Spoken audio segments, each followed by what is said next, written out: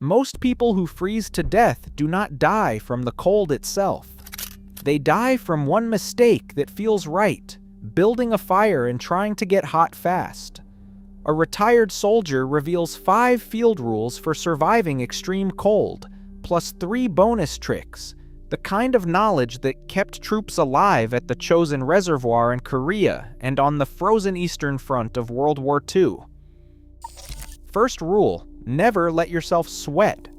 That sounds backwards, but in deadly cold, overheating is a silent killer. Out here, the real threat doesn't always come from the wind or the snow. It comes from your own instincts. The Army hammered this into us with a simple field rule. Cold, clean, avoid overheating, wear it loose and in layers, keep it dry. Miss anyone, and you're gambling with your life. Most folks think shivering means you need more layers or to move faster. But every veteran who survived the Chosin Reservoir remembers the men who sweated through their gear on a hard march. Once your clothing is damp, you've just handed the cold a weapon. Wet fabric pulls heat away through evaporation and conduction.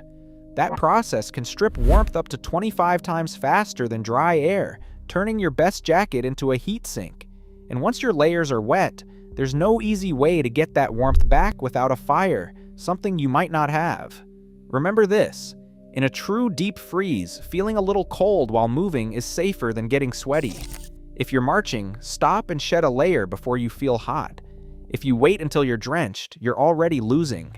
Sweat is the enemy. Out here, dry means alive. The next rule is one almost nobody outside the field learns in time. The ground is a thief. At minus 40 degrees Fahrenheit, frozen earth and snow do not just feel cold. They pull heat from your body like a magnet through a process called conduction. Every minute you sit or lie down, warmth flows out of you and into the ground, and it does not come back. Clothing alone will not save you here. Once your weight crushes the insulation beneath you, you flatten the air pockets that keep heat in.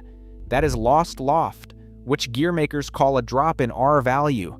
Even a thick sleeping bag turns into a thin, useless mat if you lie directly on ice or hard ground. The Army's rule is simple. Insulate down before you insulate up. Anything that puts space between you and the ground, a foam pad, a rucksack, a pile of pine boughs, even spare clothing, can mean the difference between shivering all night and waking up with frostbitten skin. Ignore the floor and you will bleed heat no matter how many jackets you pile on. In deep cold, the ground is always hunting for your warmth. Never give it a free shot. Out here, your body is the only furnace you've got. In deep cold, that furnace burns through fuel at a shocking rate, 4,000, sometimes 5,000 calories a day just to keep the engine running. The trick isn't just eating more, it's eating smart. Before bedding down, the old hands would reach for fat, sausage, butter, even a hunk of lard if that's what was left. Fat is the slow-burning log on the fire. It digests steadily, feeding heat to your core all night instead of flaming out like sugar or bread. That's why, on the Eastern Front, German rations were packed with blood sausage and fat-soaked bread. Soldiers spread thick layers of meat and butter on dense rye because nothing else could keep them warm till dawn. The science backs it up. When the temperature plummets, your body switches to burning fat for steady, long-term heat. Protein and carbs run out fast, but fat keeps the furnace stoked. Just don't fall for the barroom myth about alcohol. A shot might feel warm, but it's a trick. Alcohol opens up blood vessels at the skin, dumping precious heat into the air and lowering your core temperature. In a real freeze, what you eat before you sleep can be the difference between waking up shivering and not waking up at all. Feet are the first to go in a real freeze, and when they do, you are finished. Sweat does not just soak your socks, it turns your boots into ice boxes. Every step pumps out moisture, and when that sweat gets trapped, it freezes solid. That is when tissue starts to die. Numb feet mean you cannot move, cannot balance, cannot react if things go south. The Army learned this the hard way. Most cases of frostbite and trench foot did not start with snow or river crossings. They started with soldiers marching in boots filled with their own sweat. Once you lose feeling, you lose the battle against the cold. There is only one way to fight back. Treat your socks like ammunition. Rotate them every few hours, even if it means stripping down in the wind. The dry pair goes on. The wet pair gets stashed inside your shirt, against your belly, wherever your core heat can drive off the damp. It is miserable, but it works. No fancy gear, no shortcuts. Just a brutal routine that keeps your feet alive. Ignore this, and you will be crawling before the sun comes up. In sub-zero cold, dry feet are not about comfort. They are about survival. Most people think the real danger comes from cold air leaking in, but the real killer is what you breathe out. Every night, the temptation is the same. Pull the bag tight, bury your face, and try to trap every last bit of warmth. But the army learned the hard way. Breathing inside your sleeping bag is a slow, silent way to sabotage yourself. Each exhale carries water vapor, and inside a sealed bag, that moisture seeps into the insulation. Hour by hour, the loft collapses. The bag that started out thick and warm becomes flat and clammy, and by morning it is barely holding any heat at all. It feels safe in the moment, warmer even, but you are trading short-term comfort for long-term survival. The fix is simple, but it takes discipline. Use a loose face covering, like a scarf or a balaclava, to pre-warm the air you inhale. Keep your mouth and nose outside the bag so moisture escapes. That way, the insulation stays dry and keeps working. If you do get chilled, do not try to heat everything at once. Focus on your core, armpits, groin, chest, where blood flow is strongest.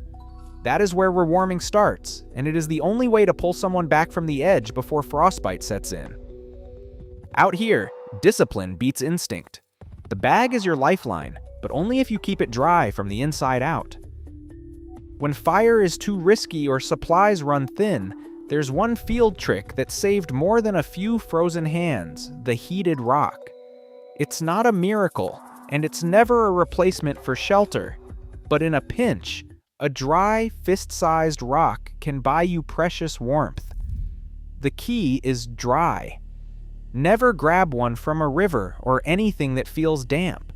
Wet rocks can crack or even explode when heated, turning a lifesaver into a landmine. Warm the rock slowly at the edge of the fire, then wrap it in cloth and keep it close to your core, not tucked away at your feet. It'll hold heat for an hour or two, just enough to take the edge off the cold while you regroup. But remember, this isn't a long-term fix. It's a wartime improvisation, not a license to skip the real rules.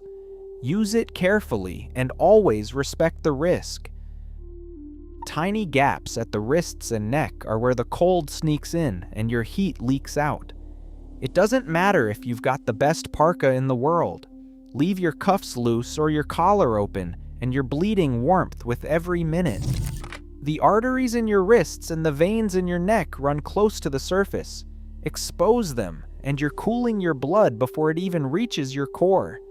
That's why old-timers cinch down sleeves and wrap up the neck, even if it feels fussy. It takes seconds, and it's the cheapest upgrade you can make. Miss these spots, and the rest of your layering system can't keep up. In real cold, small mistakes become big problems. Seal up the wrists and neck, and you hang on to heat the cold can't steal. The last truth is the hardest to accept. If you wait until you're cold, you're already behind. The men who made it through nights at -40 knew to act before the shivering ever started. Warmth isn't something you chase, it's something you build in advance. That means changing into dry clothes before you bed down, not after you start to shake. It means eating a real meal before sleep, so your body has fuel to burn through the dark hours. Once your teeth are chattering, your body is burning through reserves just to keep you alive, and every minute you delay costs you heat you may never get back. Survival isn't about gritting your teeth and toughing it out. It's about moving first, thinking ahead, and refusing to let the cold call the shots. It is not grit that keeps you alive at 40 degrees below zero. It is knowing what most folks never hear. Even now, the cold rules decide who walks out and who freezes in place. Instinct gets people killed. Next time, desert survival, no shade, no power. Which rule shocked you most? Drop it below.